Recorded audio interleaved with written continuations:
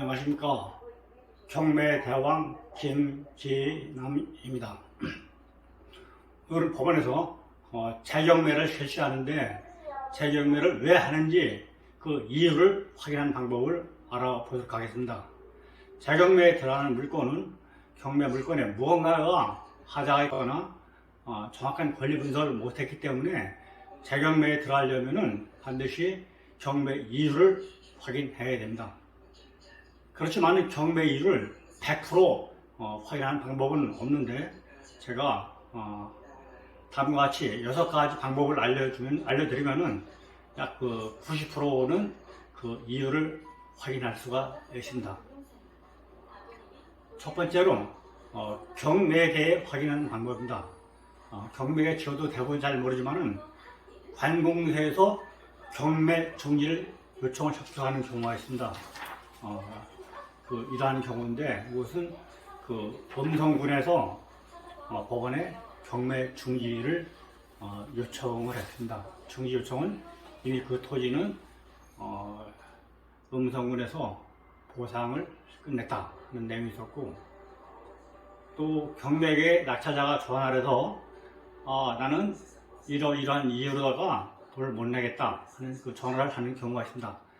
안 하는 경우도 많이 있지만 혹시 경매계 지원을 알 수가 있습니다. 두 번째로는 시군구 또는 읍면동에 확인하는 방법입니다. 대부분 그 토지를 살 때에는 농사를 짓거나 또는 개발을 한다거나 여러 이유로 사는데, 만약에 건축을 할 경우에는 건축이 불가능한 토지가 있는데 잘 모르고 낙찰받았다. 그런 경우에는 건축과에 또는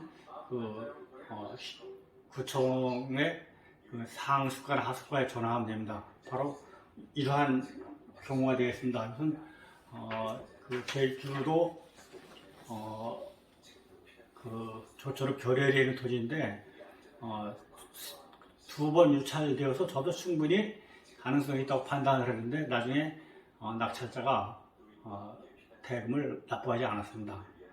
확인해 보니까 건축도 가능한데 하수관로를 상당히 먼 거리 한 2km 정도를 묻어야 되기 때문에 포기를 했습니다.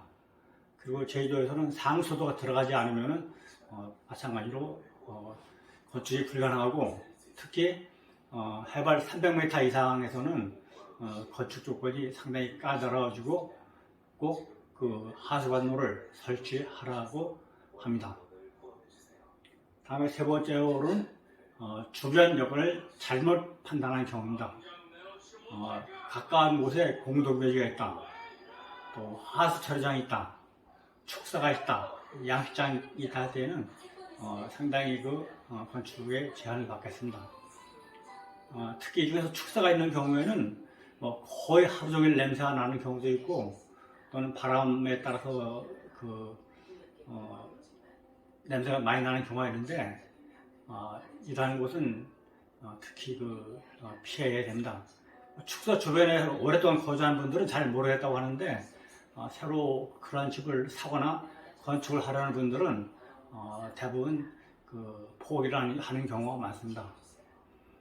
다음 네 번째로 입찰 금액을 잘못 적은 경우, 입찰 금액에 10억인데 100억으로 적었다 하면은 당연히 보증금 1억 포기해야죠. 아니면 한 90만 원 정도를 더 내야 되는데 그것을 더 내는 사람은 없습니다.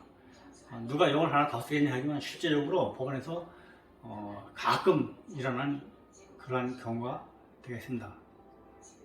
다음은 다섯 번째로 권리 분석을 잘못하는 경우입니다. 선순위 세입자가 있다, 유치권이 있다, 후손이지만은 소유권 이전 등기 말소 등기가 되었다 할 때는 포기를 해야 되겠습니다. 유치권 같은 경우에는 다시 한번 생각할 필요가 있긴 하지만은 조심을 해야겠습니다. 다음은 여섯 번째로 지인을 통하여 소유자 또는 소유자의 가족 또는 주민들에게 혹시 그 사람이 왜 돈을 안 내는지 하면은 아는 경우가 있습니다. 소유자를 정확히 알지 못하기 때문에 정확히 알 수 없지만은 그 토지 주변에 있는 사람들은 아는 경우가 혹시 있습니다. 이상과 같이 재경매 이유를 확인한 방법 6가지를 알아보았는데 이러한 사항을 꼭 확인하고 재경매가 있는 경우에는 들어가 하겠습니다. 그 사항을 꼭 확인하신 다음에 재경매에 들어가시기 바랍니다. 감사합니다.